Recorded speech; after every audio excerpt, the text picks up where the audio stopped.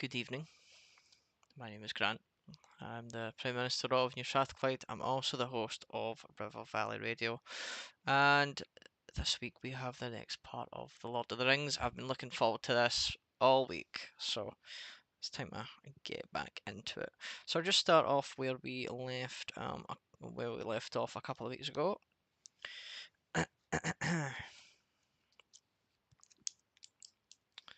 Right, okay. I think I was right about here.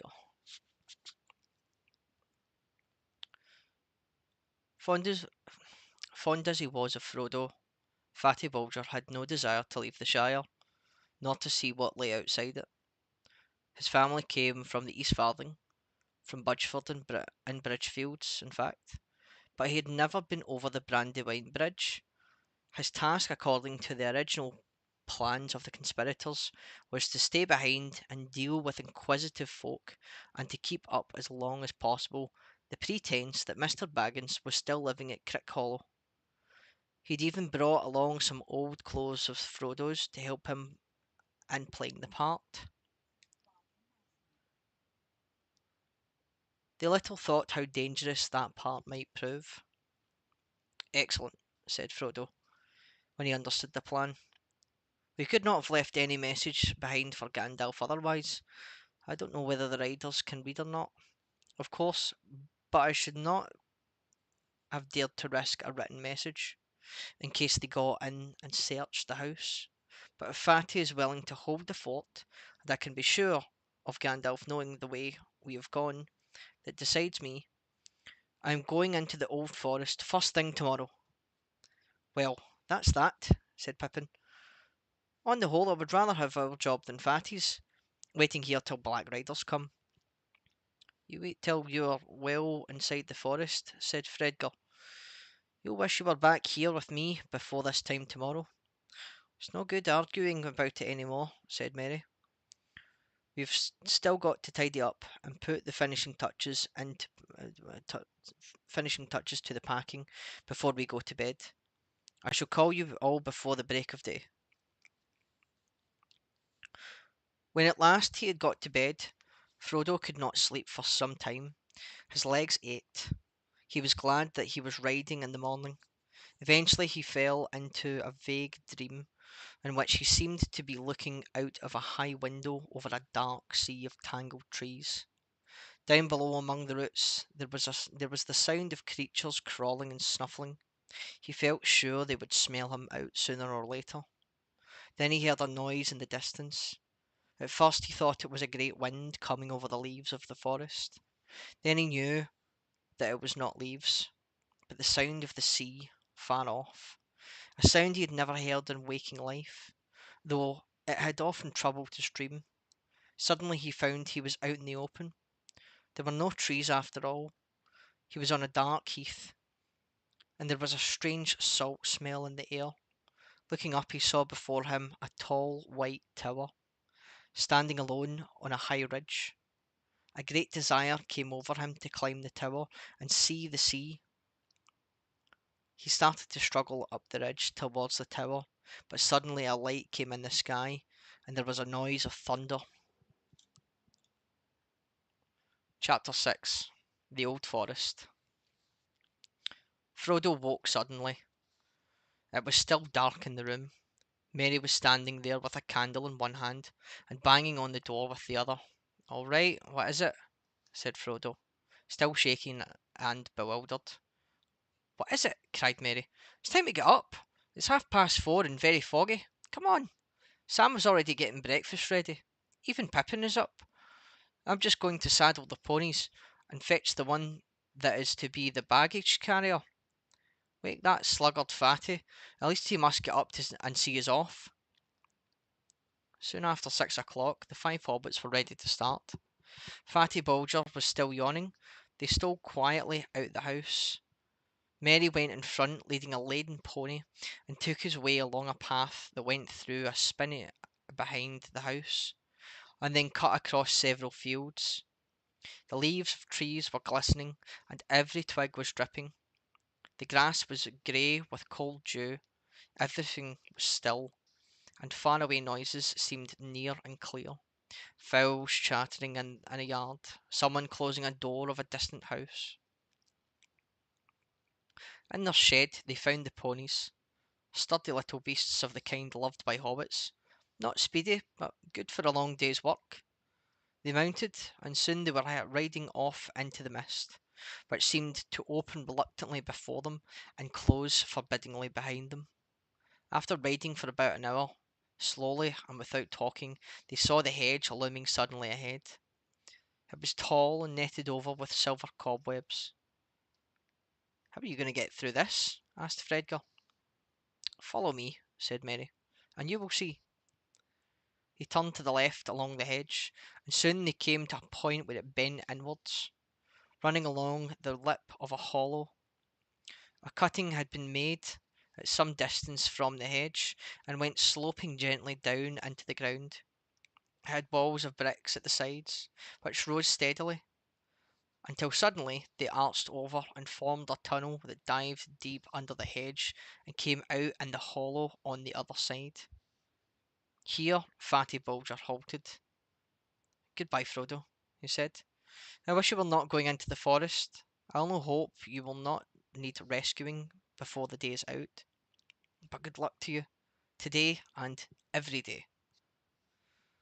"If there are no worse things ahead than the old forest, I shall be lucky," said Frodo. "Tell Gandalf to hurry along the east road. We shall soon be back on it, and going as fast as we can. Goodbye."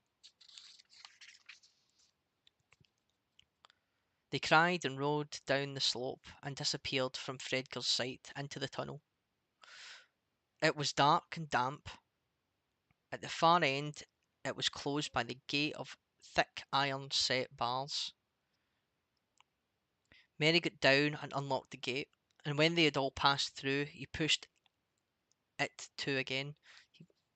They had all passed through. He pushed it to again. Okay. It shut with a clang, and the lock clicked. The sound was ominous. "There," said Merry. "You've left the Shire, and are now outside and on the edge of the old forest."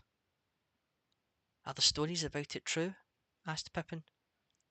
"I don't know what stories you mean," Mary answered. "If you mean the old bogey stories Fatty's nurses used to tell him, about goblins and wolves and things of that sort, I should say no. At any rate, I don't believe them. But the forest is queer. Everything in it is very much more alive, more aware of what is going on, so to speak, than things are in the Shire. And the trees do not like strangers. They watch you. They are usually content merely to watch you, as long as daylight lasts, and don't do much. Occasionally the most unfriendly ones may drop a branch, or stick a root out, or grasp at you with a long trailer, but at night things can be most alarming, or so I am told. I've only once or twice been in here after dark, and then only near the hedge. I thought all the trees were whispering to each other, passing news and plots along in an unintelligible language, and the branches swayed and groped without any wind. They do say the trees do actually move, and can surround strangers and hem them in. In fact, long ago they attacked the hedge. They came and planted themselves right by it, and leaned over it. But the hobbits came and cut down hundreds of trees, and made a great bonfire in the forest, and burned down all the ground in a long strip east of the hedge. After that the trees gave up the attack, but they became very unfriendly. There is still a wide bare space not far inside where the bonfire was made. "Is it only the trees that are dangerous?" asked Pippin. "There are various queer things living deep in the forest, and on the far side," said Mary. "Or at least I have heard so, but I have never seen any of them. But something makes paths. Whenever one comes inside, one finds open tracks, but they seem to shift and change from time to time in a queer fashion.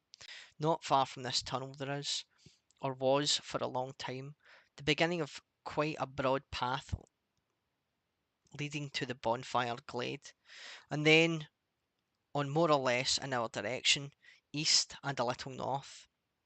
That is the path I'm going to try and find." The hobbits now left the tunnel gate and rode across the wide hollow. On the far side was a faint path leading up on to the floor of the forest, 100 yards and more beyond the hedge, but it vanished as soon as it brought them under the trees.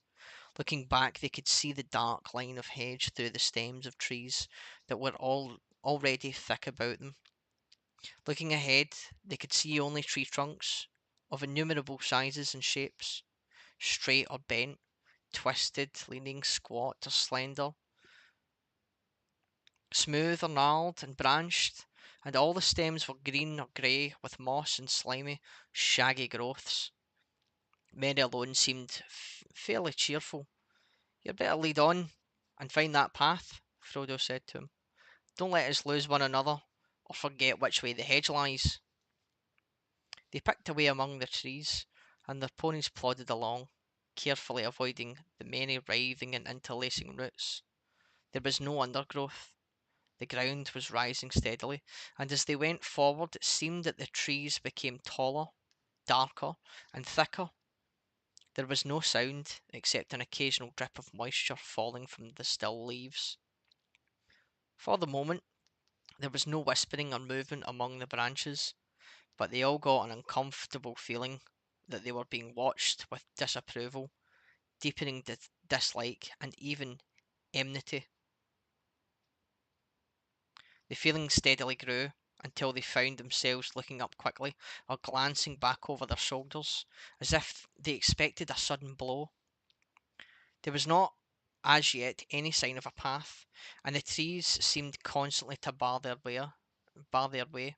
Pippin suddenly felt he could not bear it any longer, and without warning let out a shout. "Oi!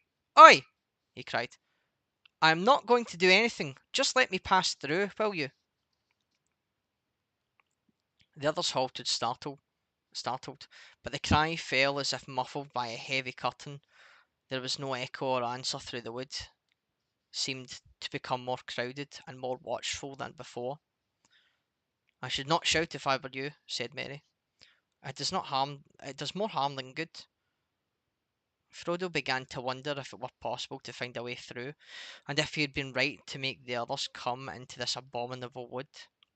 Mary was looking from side to side, and seemed already uncertain which way to go. Pippin noticed it.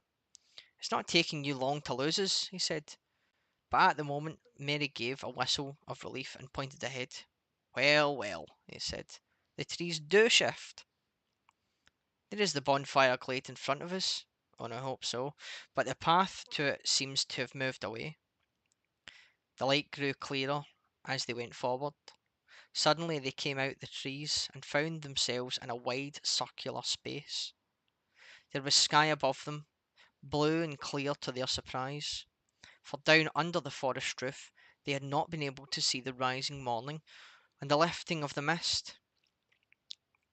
The sun was not, however, high enough yet to shine down into the clearing, though its light was on the tree tops. The leaves were all thicker and greener about the edges of the glade, enclosing it with an almost solid wall. No tree grew there, only rough grass and many tall plants, stocky and faded hemlocks and wood parsley, fireweed seedling into fluffy ashes, and rampant nettles and thistles. A dreary place, but it seemed a charming and cheerful garden after the close forest. The hobbits felt encouraged and looked up hopefully at the broadening daylight in the sky. At the far side of the glade there was a break in the wall of trees, and a clear path beyond it. They could see it running on into the wood, wide in places and open above, though every now and again the trees drew in and overshadowed it with their dark boughs. Up this path they rode. They were still climbing gently, but they now went much quicker, and with better heart, for it seemed to them that the forest had relented, and was going to let them pass unhindered after all. But after a while the air began to get hot and stuffy. The trees drew close again on either side, and they could no longer see far ahead.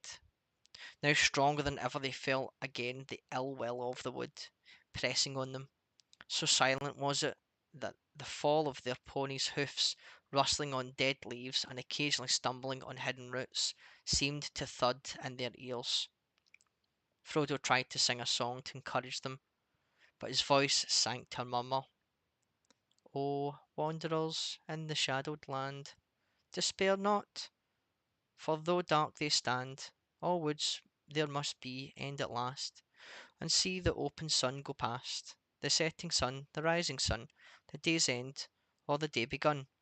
For east or west, all woods must fail." Fail. Even as he said the word, his voice faded into silence. The air seemed heavy and the making of words wearisome.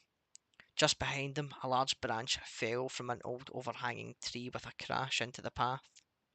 The trees seemed to close in before them. "They do not like all that about ending and failing," said Mary. "I should not sing any more at present. Wait till we do get to the edge, and then we'll turn and give them a rousing chorus." He spoke cheerfully, and if he felt any great anxiety, he did not show it. The others did not answer. They were depressed. A heavy weight was settling steadily on Frodo's heart, and he regretted now with every step forward that he had ever thought of challenging the menace of the trees. He was, indeed, just about to stop and propose going back, if that was still possible, when things took a new turn. The path stopped climbing, and became for a while nearly level. The dark trees grew aside, and ahead they could see the path going almost straight forward.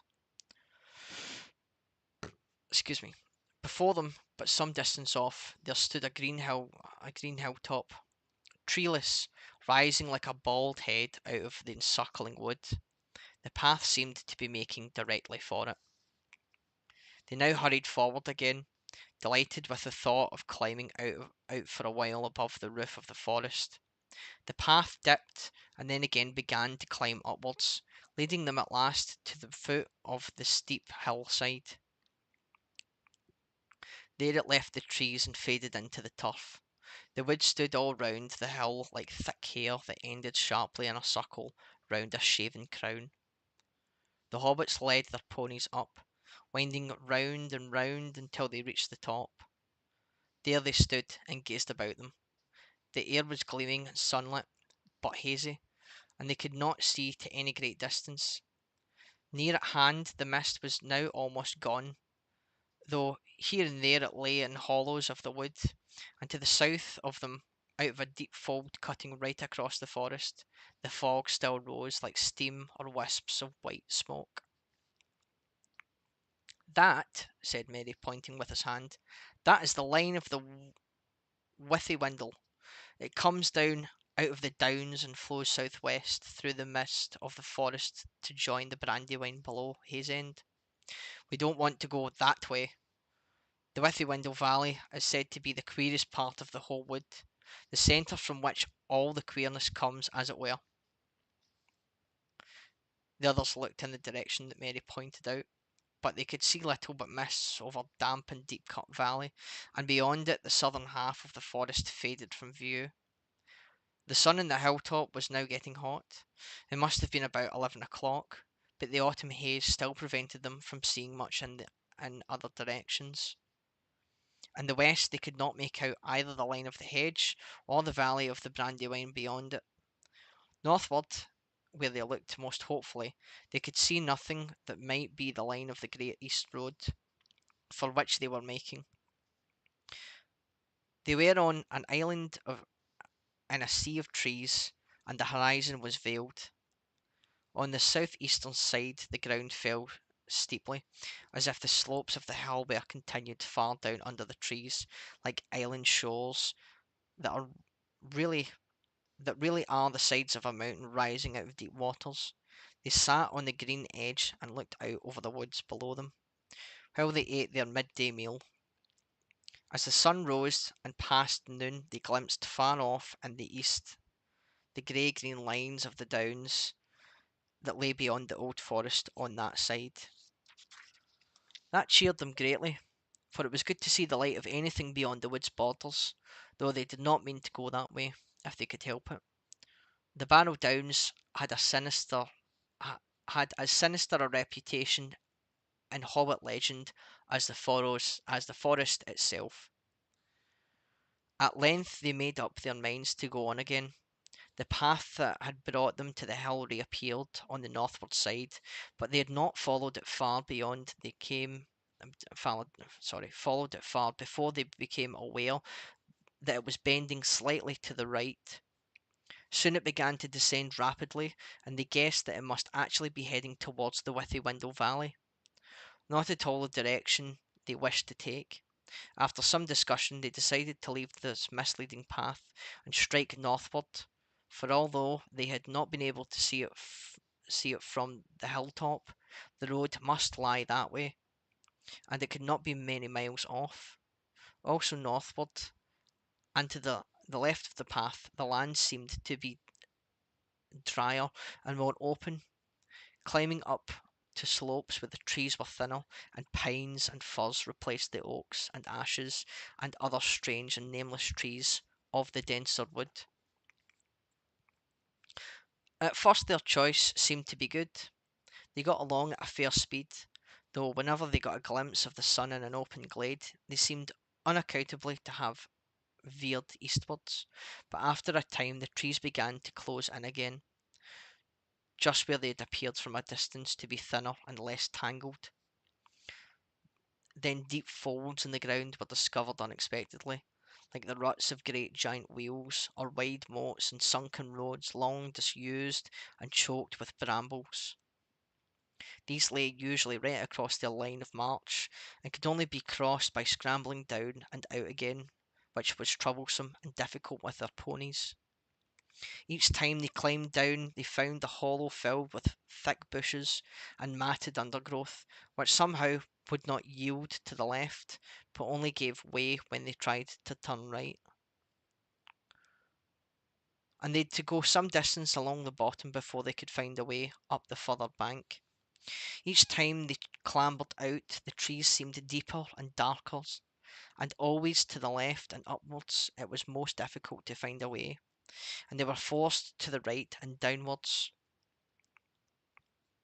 After an hour or two they had lost all clear sense of direction, though they knew well enough that they had long ceased to go northward at all.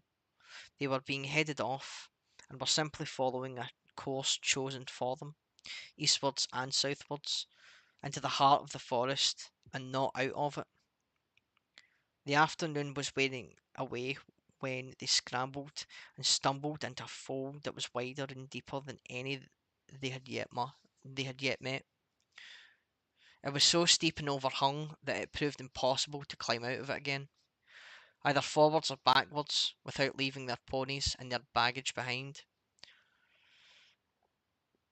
All they could do was to follow the fold downwards. The ground grew soft, and in places boggy.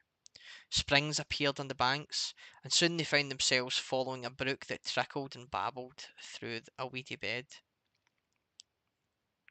Then the ground began to fall rapidly, and the brook, growing strong and noisy, flowed and leaped swiftly downhill. They were in a deep, dim-lit gully overarched by trees high above them. After stumbling along for some way along the stream, they came quite suddenly out of the gloom. As if through a gate they saw the sunlight before them. Coming to the opening, they found that they had made their way down through a cleft in a high steep bank, almost a cliff.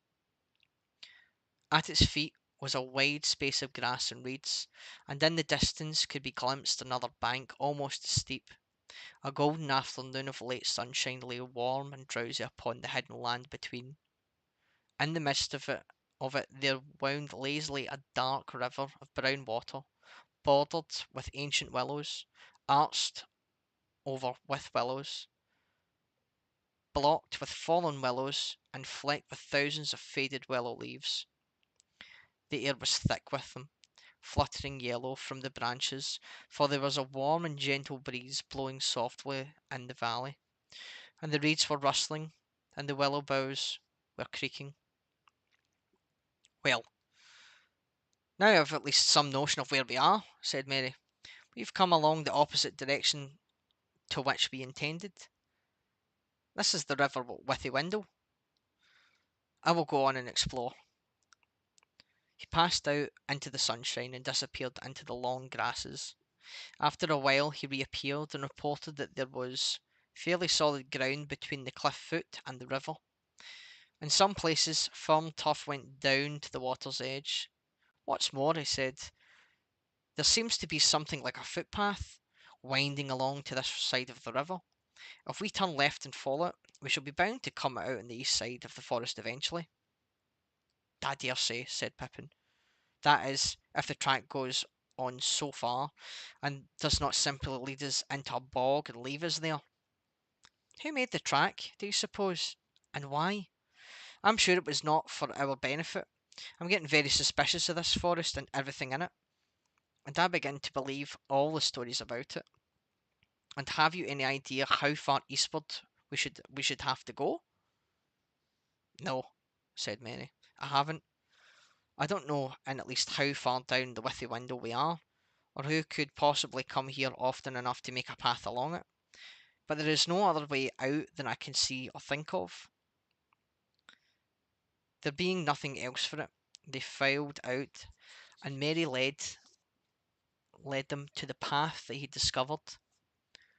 Everywhere the reeds and grasses were lush and tall, in places far above their heads.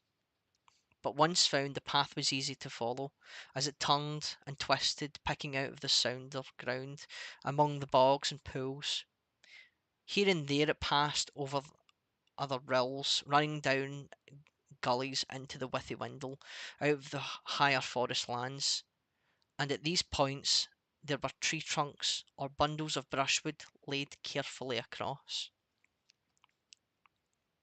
The hobbits began to feel very hot.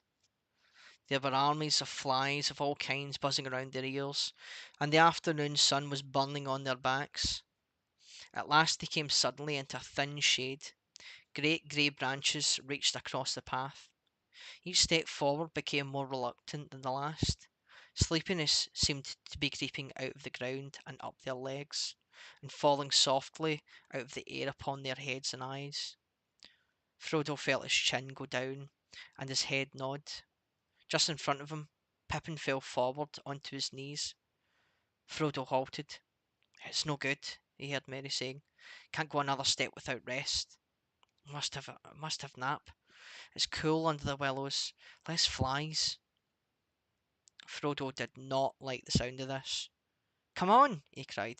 We can't have a nap yet. We must get clear of the forest first. But the others were too far gone to care. Beside them, Sam stood yawning and blinking stupidly.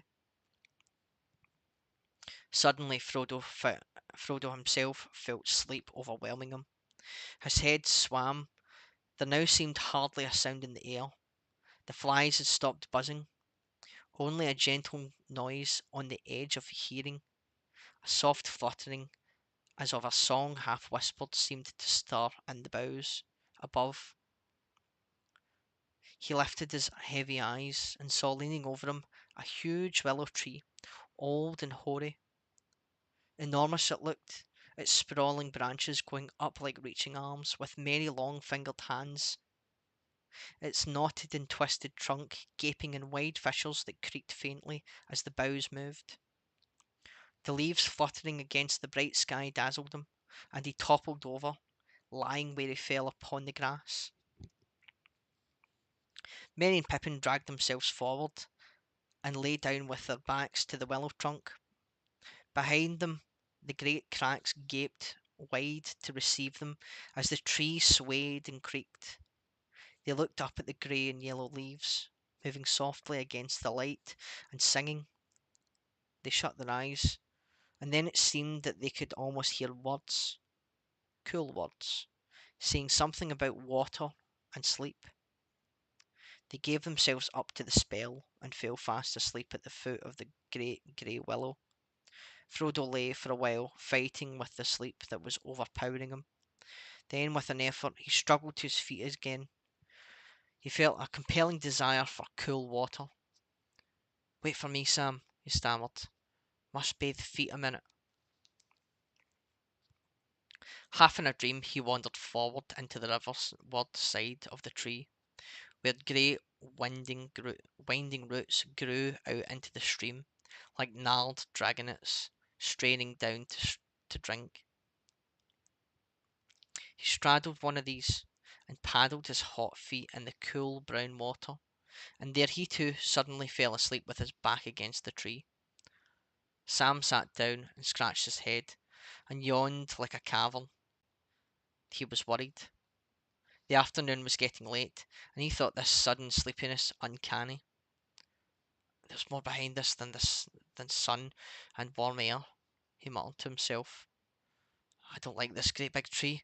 I don't trust it. Hark at it singing about sleep now. This won't do at all. He pulled himself to his feet and staggered off to see what had become of the ponies. He found that two had wandered on a good way along the path, and he had just caught them and brought them back towards the others, when he heard two noises, one loud and the other soft but very clear. One was the splash of something heavy falling into the water. The other was a noise like the snick of a lock when a door quietly closes fast. He rushed back to the bank. Frodo was in the water close to their edge, and a great tree root seemed to be over him and holding him down, but he was not struggling. Sam gripped him by the jacket and dragged him from under the root, and then with difficulty hauled him on to the bank. Almost at once he woke and coughed and spluttered. Do you know, Sam, he said at length, the beastly tree threw me in. I felt it. The big root just twisted round and tipped me in.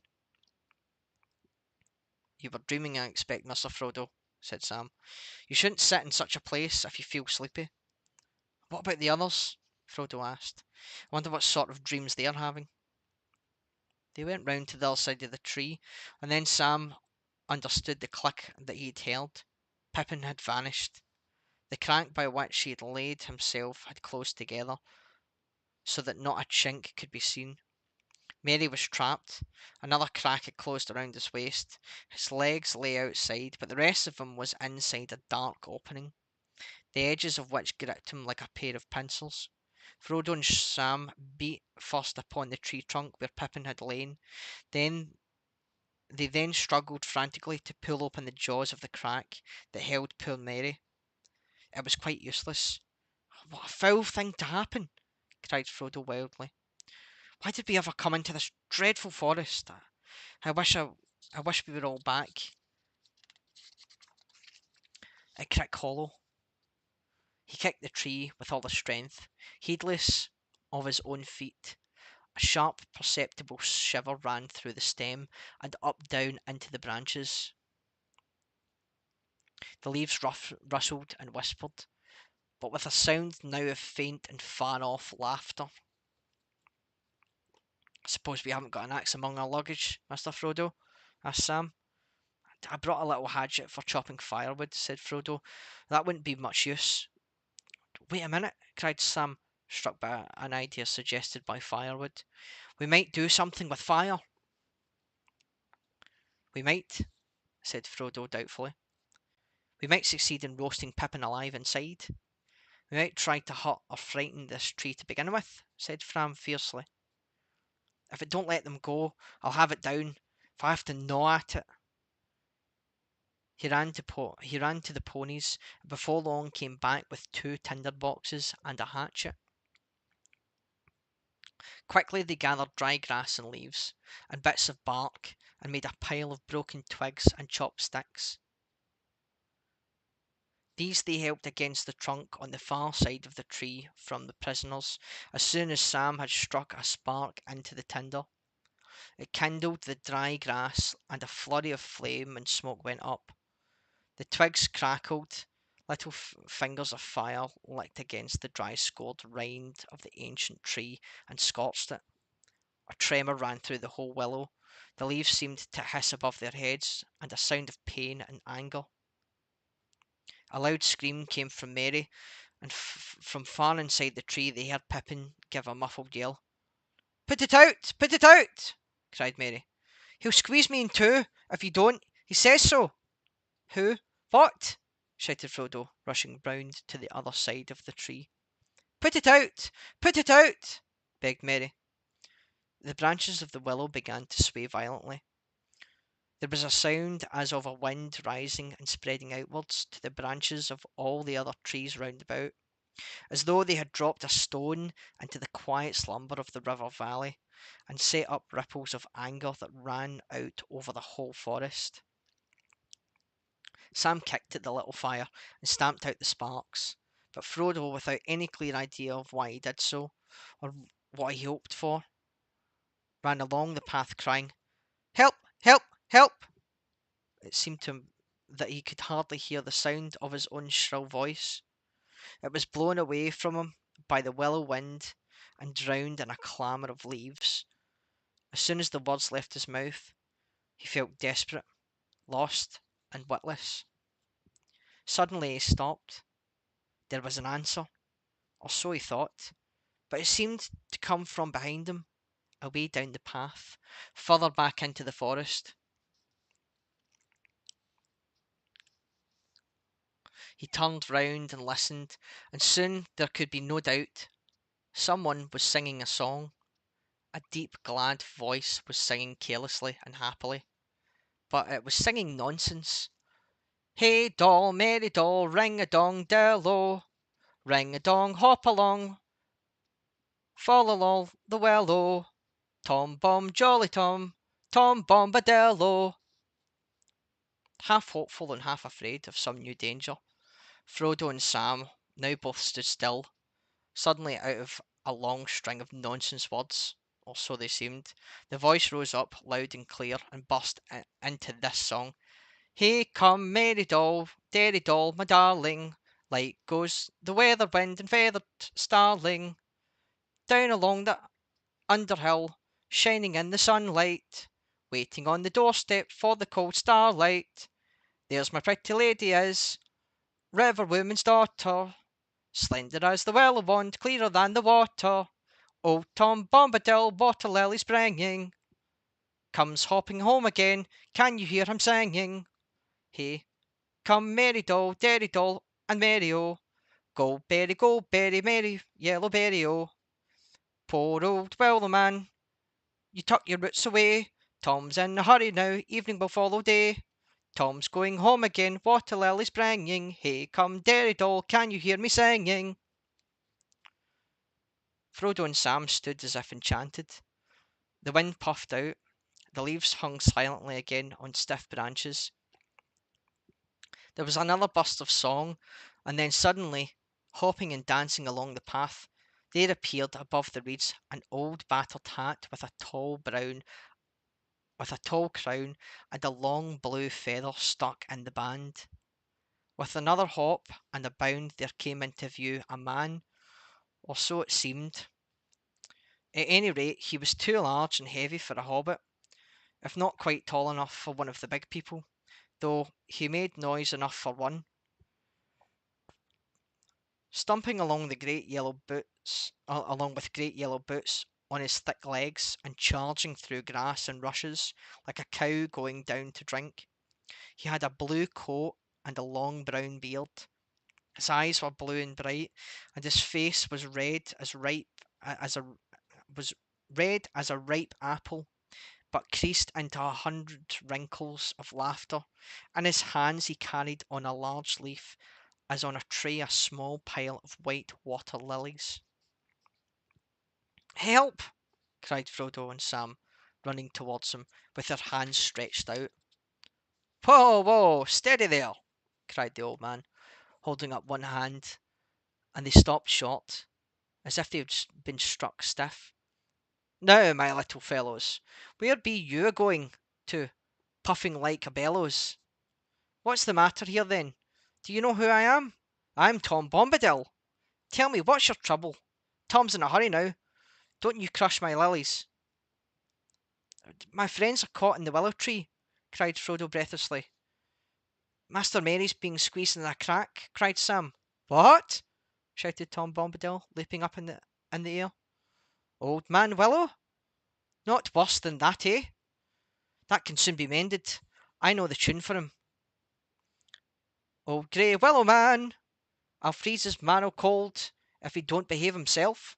I'll sing his roots off, I'll sing a wind up and blow leaf and branch away. Old man willow! Setting down his lilies carefully on the grass, he ran to the tree. There he saw Mary's feet still sticking out. The rest had already been drawn further inside. Tom put his mouth to the crack and began singing into it in a low voice.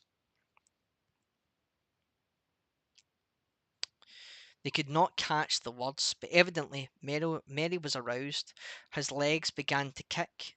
Tom sprang away and, breaking off a hanging branch, smote the side of the willow with it.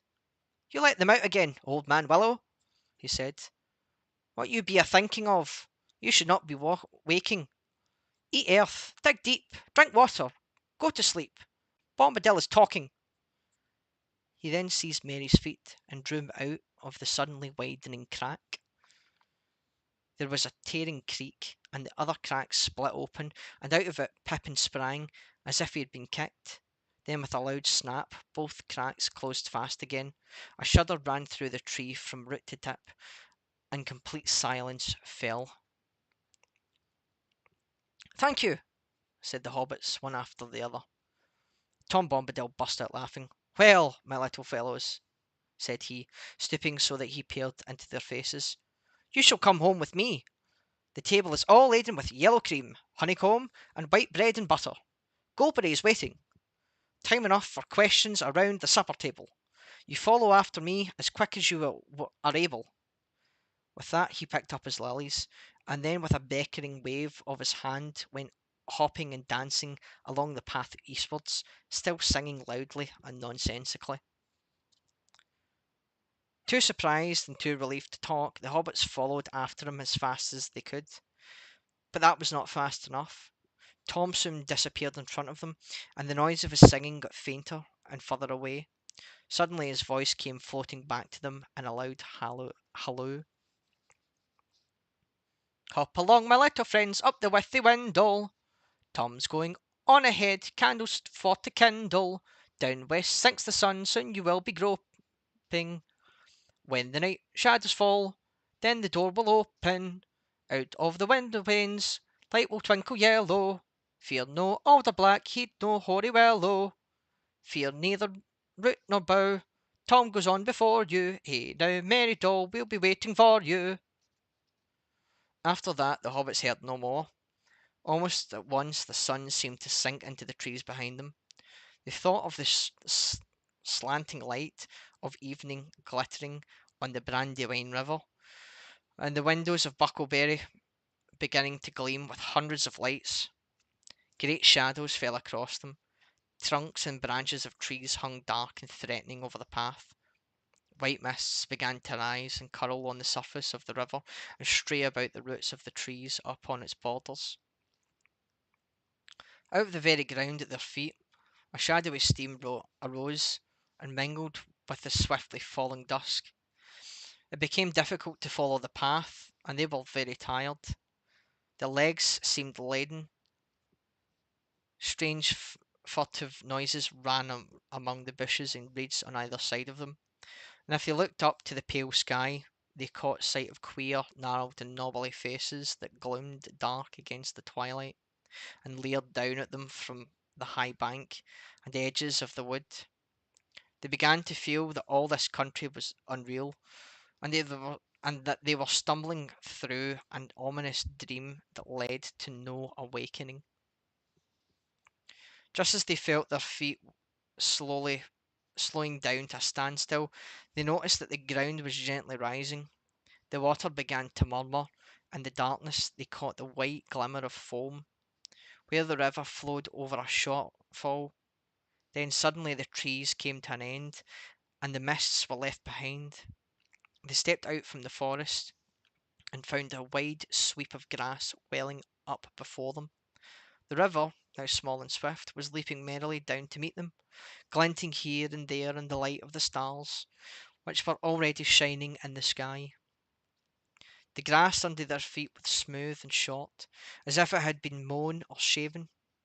The eaves of the forest were behind and clipped, and trim as a hedge. The path was now plain before them, well tended and bordered with stone. It wound up onto the top of a grassy knoll, now grey under the pale starry night, and there, still high above them on a further slope, they saw the twinkling lights of a house. Down again the path went, and then up again, up along smooth hillside or turf, towards the light. Suddenly a wide yellow beam flowed out brightly from a door that was opened. There was Tom Bombadil's house before them. Up, down, under hill, behind it a steep shoulder of land lay grey and bare, and beyond that the dark shapes of the Barrow Downs stalked away into the eastern night. They all hurried forward, hobbits and ponies. Already half their weariness and all their fears had fallen from them. Hey come, Merry Doll! Rolled out the song to greet them. Hey come, Merry Doll, hop along my hearties, hobbits, ponies all, we have fond of parties. Now let the fun begin, let us sing together. Then another clear voice, as young and as ancient as spring, like the song of a glad water flowing down into the night from a bright morning in the hills, came falling like silver to meet them. Now let the song begin, let us sing together, of sun, stars, moon and mist, rain and cloudy weather. Light on the budding leaf, dew on the feather, wind on the open hill, bells on the heather, reeds by the shady pool, lilies on the water, old Tom Bombadil and the river daughter. And with that song the hobbits stood upon a threshold, and a golden light was all about them. Chapter 7. In the House of Tom Bombadil. The four hobbits stepped over the wide stone threshold and stood still blinking. They were in a long, low room, filled with the light of lamps swinging from the beams of the roof, and on the table of dark polished wood stood many candles, tall and yellow, burning brightly. In a chair at the far side of the room facing the outer door sat a woman. Her long yellow hair rippled down her shoulders. Her gown was green, green as young reeds, shot with silver like beads of dew, and her belt was of gold, shaped like a chain of flag lilies set with the pale blue eyes of forget-me-nots. About her feet, in wide vessels of green and brown earthenware, white water lilies were floating, so that she seemed to be enthroned in the midst of a pool. "Enter, good guests," she said, and as they spoke they knew that it was her clear voice that they had heard singing. They came a few timid steps further into the room, began to bow low, feeling strangely surprised and awkward, like folk that knocking at a cottage door to beg for a drink of water, have been answered by a young fair elf queen clad in living flowers. But before they could say anything, she sprang up lightly and over the lily bowls, and ran laughing towards them, and as she ran her gown rustled softly like the wind in the flowering borders of a river. "Come, dear folk," she said, taking Frodo by the hand, "laugh and be merry. I am Goldberry, daughter of the river."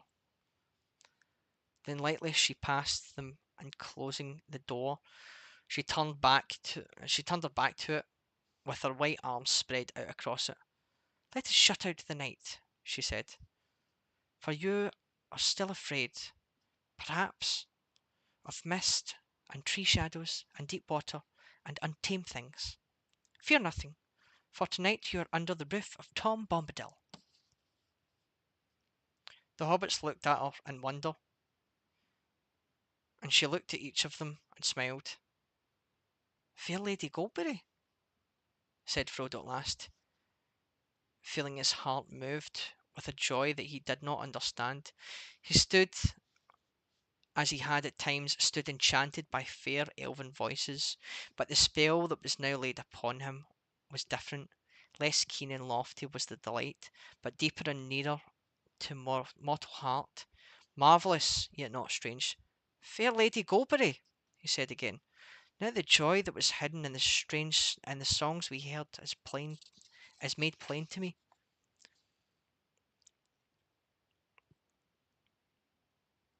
O slender as a willow wand, O clearer than clear water, O reed by the living pool, fair river daughter, O springtime and summertime and spring again after, O wind on the weather fall and leaves laughter. Suddenly he stopped and stammered, overcome with surprise to hear himself saying such things. But Goldberry laughed. Welcome, she said. I had not heard that folk of the Shire were so sweet-tongued, but I see that you are an elf friend. The light in your eyes and the ring in your voice tells it. This is a merry meeting. Sit now, and wait for the master of the house. He will not be long. He's tending to your tired beasts. The hobbit sat down gladly in low rush-seated chairs, while Goldberry busied herself about the table, and their eyes followed her, for the slender grace of her movement filled them with quiet delight. From somewhere behind the house came the sound of singing. Every now and again um, they caught among many a derry doll and a merry doll and a ring-a-ding-dillo the repeated words, "Old Tom Bombadil is a merry fellow, bright blue his jacket is, and his boots are yellow." "Fair lady," said Frodo again after a while, "tell me, if my asking does not seem foolish, who is Tom Bombadil?" "He is," said Goldberry, staying her swift movements and smiling. She said in answer to his look, "He is the master of the wood, water, and hill." "Then all this strange land belongs to him?" "No, indeed," she answered, and her smile faded. "That would indeed be a burden," she added in a low voice, as if to herself. "The trees and the grasses and all things growing or living in the land belong to each to themselves. Tom Bombadil is the master. No one has ever caught old Tom walking in the forest, wading in the water, leaping on the hilltops under light and shadow. He has no fear. Tom Bombadil is master."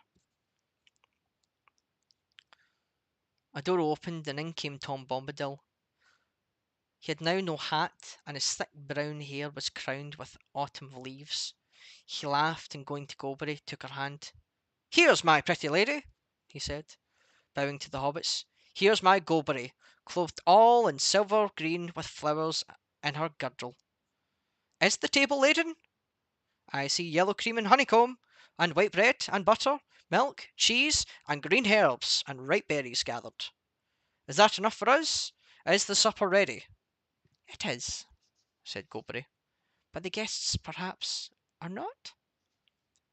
Tom clapped his hands and cried, "Tom, Tom, your guests are tired, and you had near forgotten. Come now, my merry friends, and Tom will refresh you. You shall clean grimy hands and wash your weary faces, cast off your muddy cloaks and comb out your tangles." He opened the door, and they followed him down a short passage and round a sharp turn. They came to a low room with a sloping roof, a penthouse, it seemed, built on the north end of the house. Its walls were of clean stone, but they were mostly covered with green hanging mats and yellow curtains. The floor was flagged and strewn with fresh green rushes. There were 4 deep mattresses, each piled with white blankets, laid on the floor along one side. Against the opposite wall was a long bench laden with wide earthenware basins, and beside it stood brown ewers filled with water, some cold, some steaming hot. There were soft green slippers set ready beside each bed. Before long, washed and refreshed, the hobbits were seated at the table, 2 on each side, while at either end sat Goldberry and the master. It was a long and merry meal. Though the hobbits ate as only famished hobbits can eat, there was no lack. The drink in their drinking bowls seemed to be clear, cold water, yet it went to their hearts like wine and set free their voices.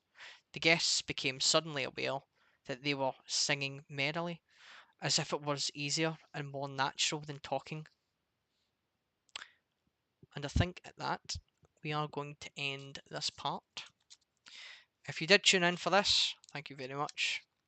Um, Tune in next Sunday when we will have the Sonland being interviewed. So that will be, because I'm terrible with dates, Sunday the 23rd.